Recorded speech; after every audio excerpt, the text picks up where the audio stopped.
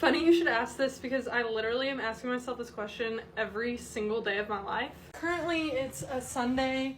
Last week we had a rotation thing, so we work full-time in a pharmacy, and I gave like hundreds of shots. And so I didn't have a lot of time to do lemonade things, do social media things. And then this Monday, I have a final for one of my classes. So things just get really hectic really fast. And it can get kind of hard to balance it all, but I don't know how to compare that to if I was actually in a pharmacy job, like a 9 to 5. Because I feel like school gets a little kind of bigger than a 9 to 5 because you're studying, you're going to class.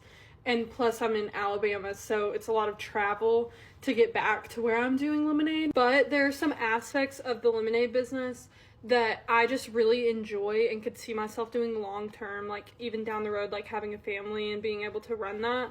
And not even as much working lemonade events itself, but I feel like I'm a very creative minded person. I like managing people, so kind of expanding it and becoming more of like a CEO type of role rather than working in the lemonade trailer as much, which I don't do often anymore except to get content, but just kind of further expanding that and seeing where I can go from there. But I have a year and a half left until I graduate, so we'll see what happens with lemonade between now and then, and social media between now and then, and kind of reevaluate and see where I want to go. I would hate to not use my degree that I've been working on for 6 years, but the good news is I am getting an MBA with the PharmD, so even if I don't use a PharmD for very long, like I'm still getting education that I'm going to be using long term if I decide to do lemonade full time for the rest of my life.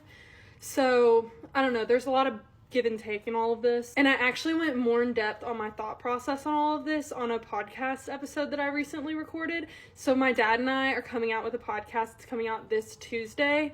I can't remember the date. It's like 10/10 or something. So if you're watching this, this is like my first official announcement that like, hey, me and my dad have a podcast.